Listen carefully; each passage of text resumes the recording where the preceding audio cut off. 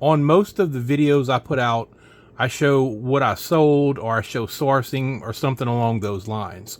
I wanted to put out a little bit of a different type video and show you some of the tools that I use to help me clean items, pack items, list items, etc. If you've been selling for a while, you probably already know a lot of these items, but maybe there will be a few that you didn't know about that could help you in your reselling. The first one is a lint roller. Now, the lint roller needs no explanation, but it does sometimes come in handy for things other than clothes. So a lint roller is something that everybody should definitely have. The next is a hair dryer.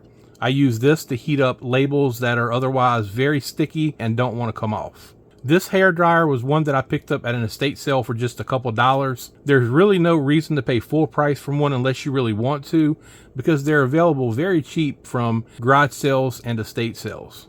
The next would be shrink wrap. I shrink wrap a lot of items. I use the shrink wrap for various things. Like coffee mugs, I'll wrap them up just to give them a little more protection. Items that come apart, I'll shrink wrap to keep everything together. This is a new sealed board game that I have for sale, so I'll put a layer of shrink wrap over the plastic that's already on it just to keep it from getting ripped up while it sits in my inventory or while I'm packing it. But I also will use the shrink wrap to wrap games that aren't new and sealed because it holds the box together. So shrink wrap has a lot of uses. I keep a flashlight in both of my listing areas. If you've watched any of my other videos, you may have heard me mention my listing lounge, which is basically a corner of my living room that's set up to do listing. And I also do listing in my eBay room in the cooler months of the year. At least most of the items I have duplicates of in each area. So I keep a flashlight in both of the areas that I list in, because sometimes there are just times you need a flashlight.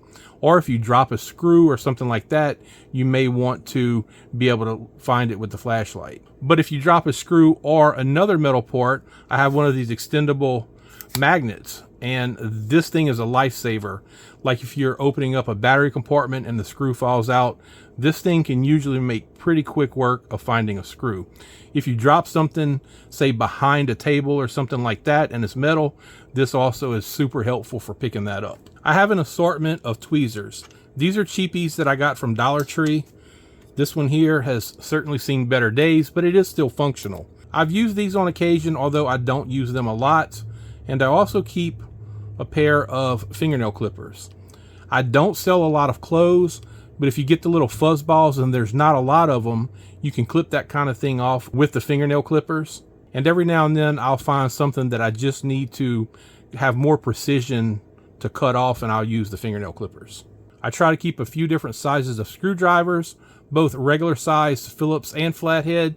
These small ones work really good for things like battery compartments with screws. I occasionally need to test batteries, so I have a battery tester. This one came with the Battery Doctor storage container. And there's been times whenever I've bought an item and it wouldn't turn on, and I didn't know if it was because the item was broken or if it was because the batteries were bad. And I've even pulled some brand new batteries out of the package, including name brand batteries like Duracell and Energizer that were dead. So this makes quick work of checking those. These two items go without any explanation. You definitely need to be able to measure things.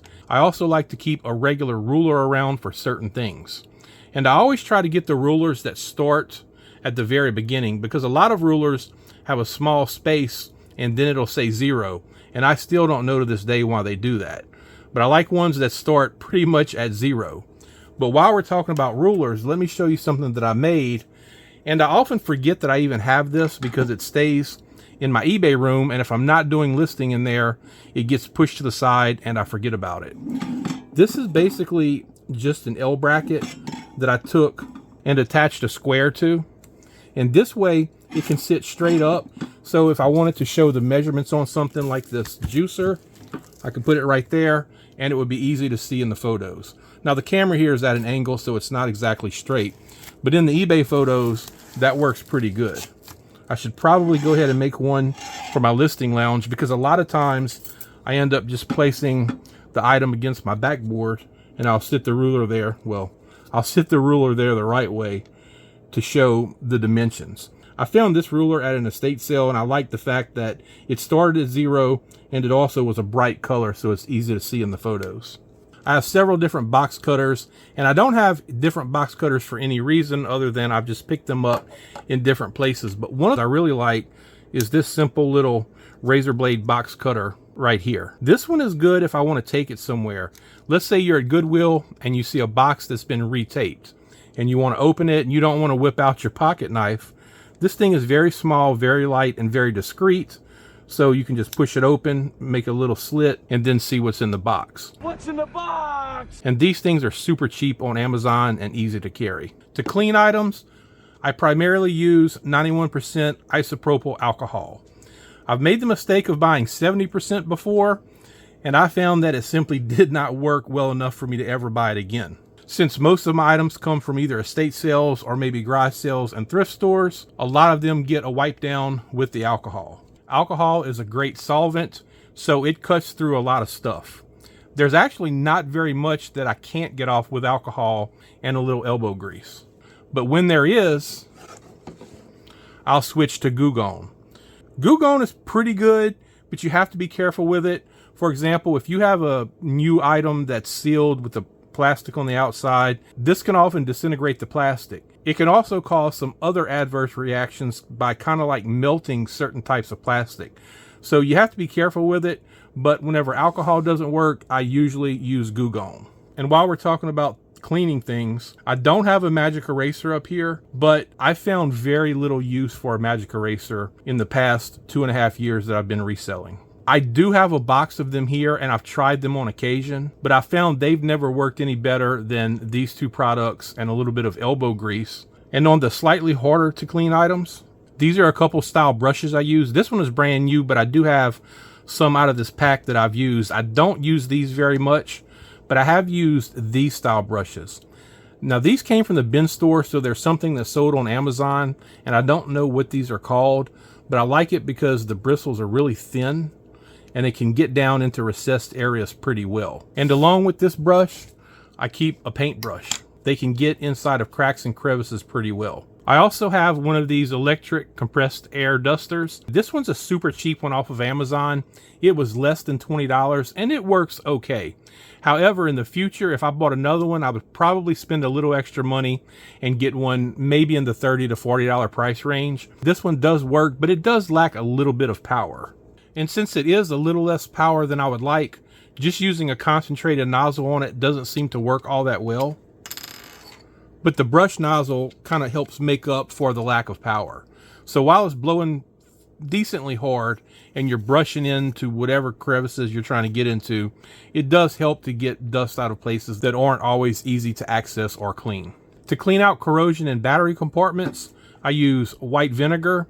I pour some out of my big jug into this little container. This way I can leave one of these in my listing lounge and also in my eBay room. I use Q-tips. Sometimes I have to pull a little bit of the cotton off to get inside the springs in battery compartments, and also just my trusty rag. But if you didn't know, white vinegar makes very quick work of getting corrosion out of battery compartments. If the battery compartment is really bad, I will use one of these. I think this is called a weeding tool. And this was $1.25 at Dollar Tree, and it has just a pick point on it. I actually use this for several different things. One of the things is to scrape corrosion out of battery compartments when it's really tough. This is also good. Let's say you had a pair of running shoes you needed to clean and the shoe logo was on the sole and you really needed to kind of like get in to scrape something out. It's good for that also.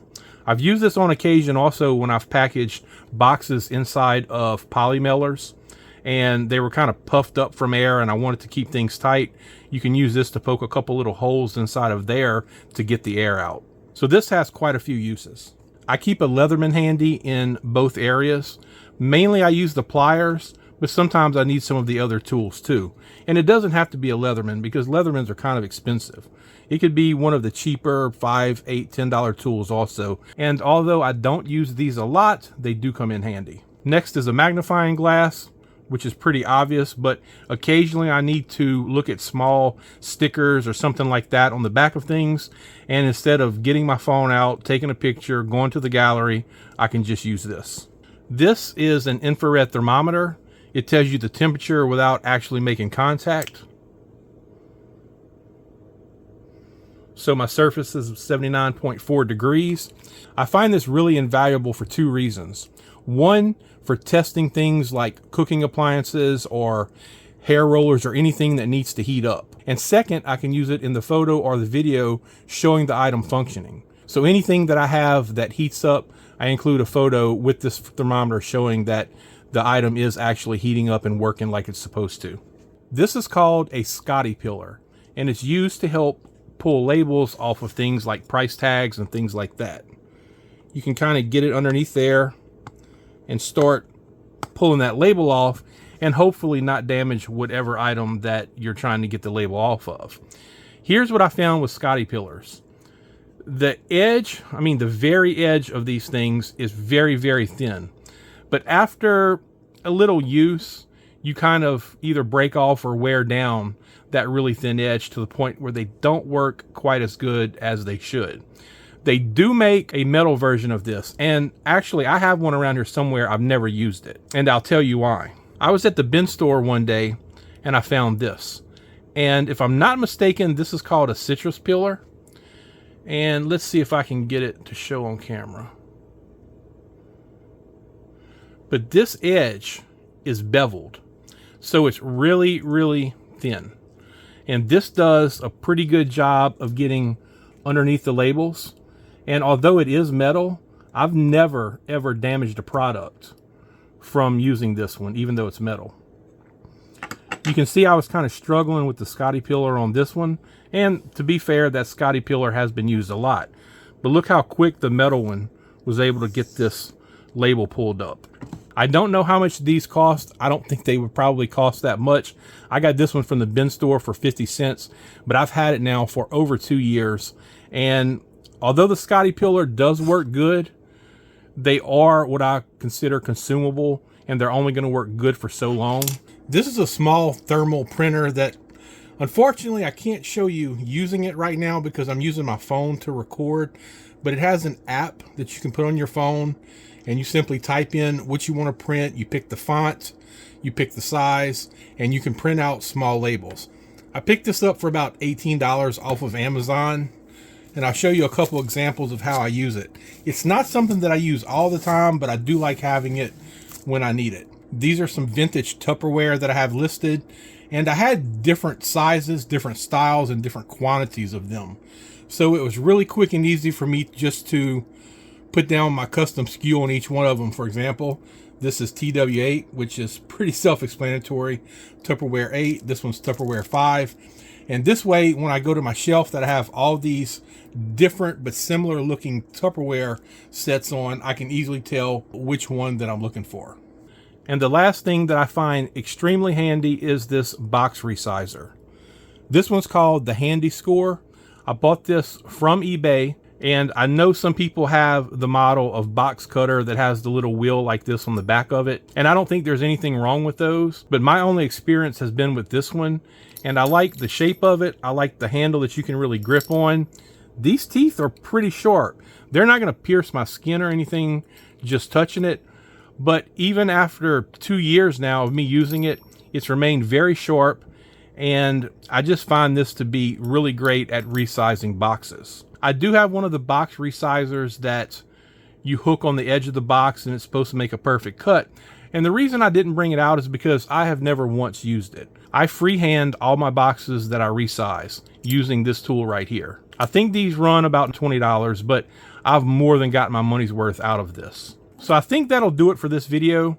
If you found it helpful or enjoyed it, please give it a thumbs up. And if you're not subscribed, please consider subscribing to the channel. As always, I appreciate you watching, and I'll see you in the next video.